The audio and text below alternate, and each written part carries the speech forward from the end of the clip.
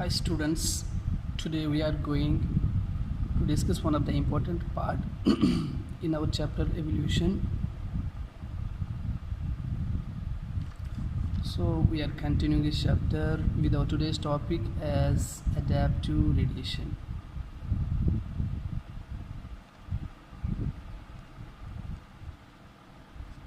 So what do we mean by adaptive radiation?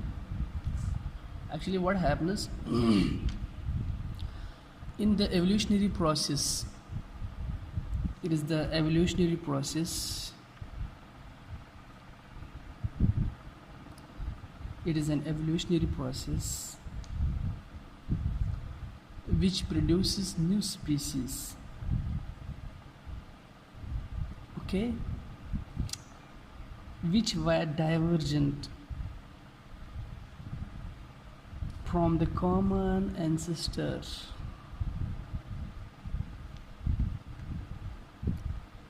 Ancestral form, which becomes adapted to the newly invaded habitat.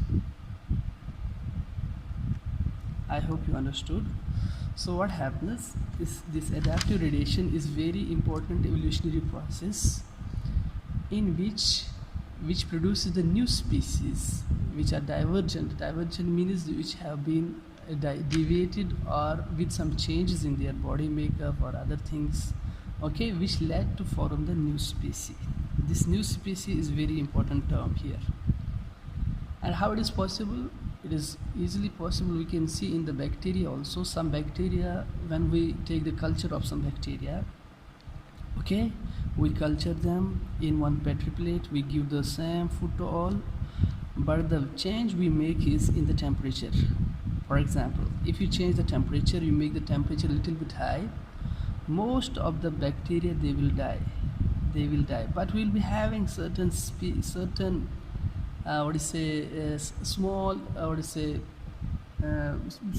traits of the bacteria which will remain there.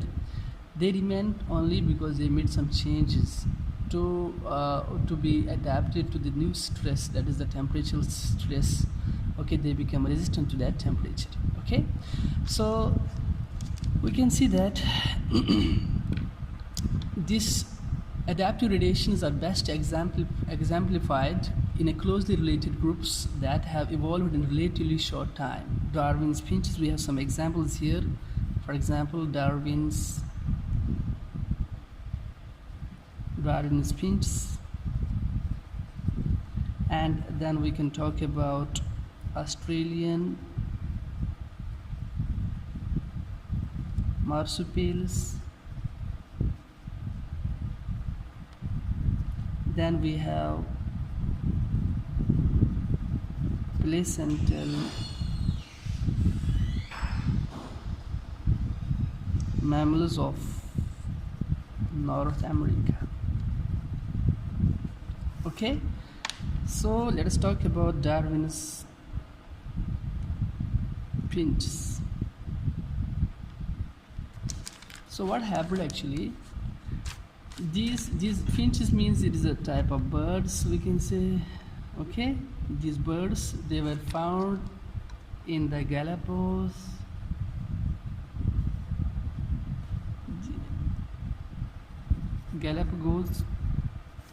island, okay.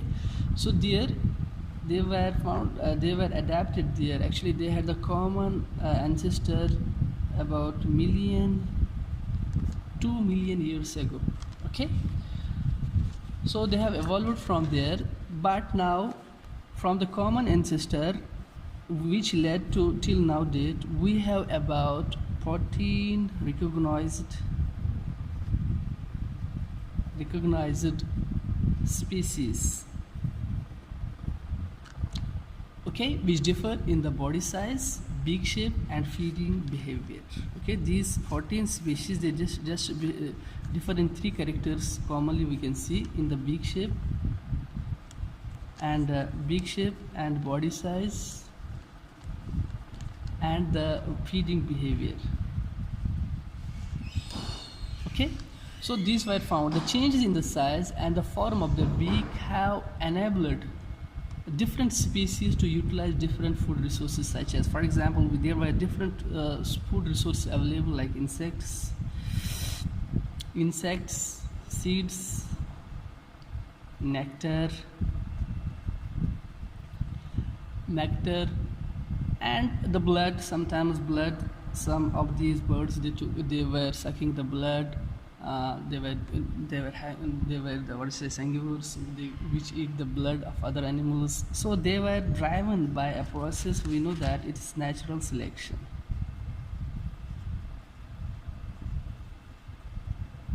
What happened actually, since it is an island, it is not having any partner land there, where these birds can easily migrate with their with the common characters which were found in their ancestor. They had to make some changes in their body structure.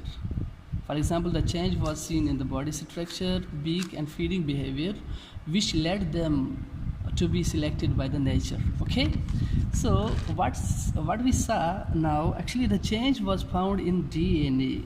Okay, where the change was found in the DNA, in the gene that is ALX1.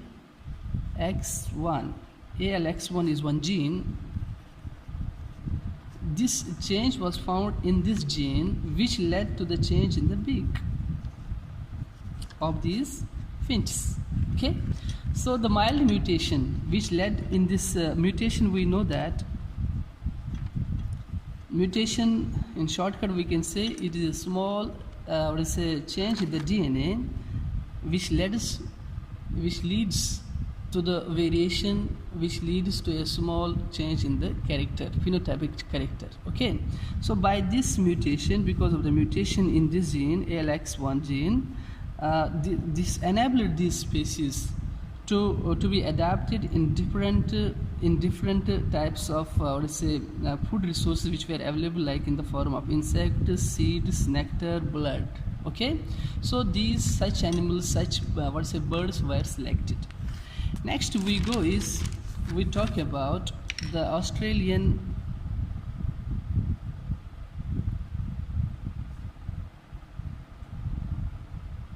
marsupials and placental mammals of North America. Okay, so what happened actually, these two subclasses were found. They were adapted in the similar way to a particular food resource with their locomotory skill or the climate.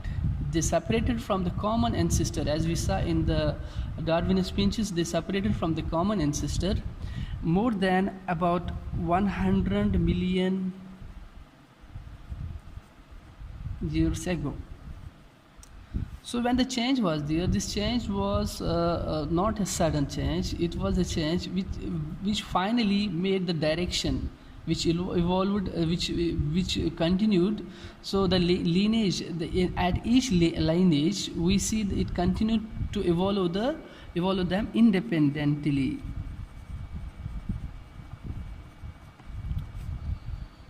I hope you understood. For example, there were two brothers.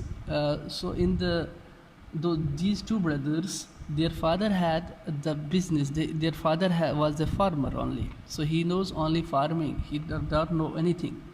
But what happens? These two brothers, one of the brother, he went in Chennai side, and one brother remained here only with father. Okay, but since they were separated and the separation was very long, they met after 30 years. For example, I am telling you, if they met after 30 years, we can see that we cannot find any change in the body structure of both the brothers. Both are brothers only, but there will be a change. There will be some if it is not like now modern technology, like daily we are calling or we are interaction with our family members. If you go past, if such brothers met after 30 years, there will be a change in the behavior of both the brothers. One brother food habit will be different, because he was from the childhood, he took all the studies there, everything he done, and he is now working there in the city. In city we saw that the the habit, it is different than we can find it in the village side, in the farmer. So when this is possible even in the 30 years, what about the change which can take place in the million years? So here we can see these animals, they had to adapt themselves in the particular geographical area with the which was dependent on the food resource which was available with them. Okay, so we have the varieties of species which has been evolved from their common ancestor in both of these placental animals, okay, living in the similar habitats with the similar ways of life. Just there are some changes which took place in their body. Okay, their overall resemblance in the shape, locomotory mode, and feeding and foraging are superimposed upon different modes of reproduction. You understand? So since there are different modes in the reproduction of these animals,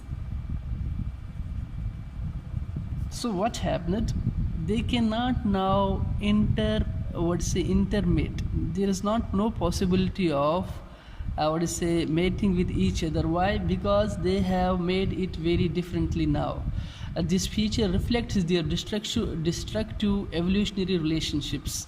So because of this, the evolution which took place, which made the change in their body and a feeding mechanism, even in the locomotory things, which now puts a gap in their reproductive relation. Okay, so we can see now over 200 species of these marsupials live in Australia, and along with many fewer species of placental and mammals also there. The marsupials have undergone adaptive radiation. We call it as adaptive radiation. Okay, radiation to occupy the diverse habitats in the Australia, just as the placental animals also have done the same thing. So with this, I hope we understood these are the best examples which are found in our book itself. So the question may be asked from these things only. So just we have to know what happened. Actually, it is an evolutionary thing, evolutionary process. We call it as adaptive radiation, which makes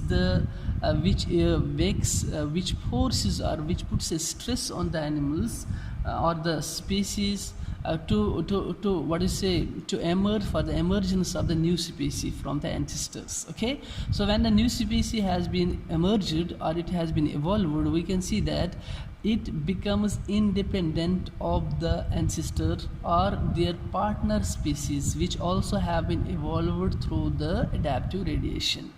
So with this, I hope you understood what is adaptive radiation. So, but don't miss the next topic. That next topic will be about mechanism of evolution.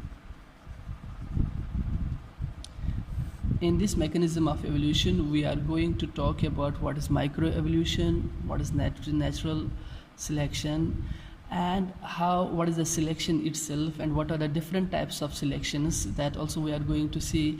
Just one the question which was asked in the last 2019 and 20 was related from this also, and then we will discuss about what is gene flow, what is genetic drift, and what is mutation. These all will be included in our next topic. Hope all of you will cooperate and you will be in contact with us when we will announce for the next class. So thank you for your participation. Now today the homework what I am going to give you, you have to find all the text which is related to adaptive radiation and the examples, and you can see the figures also, diagrams also in your book related to this topic. Thank you.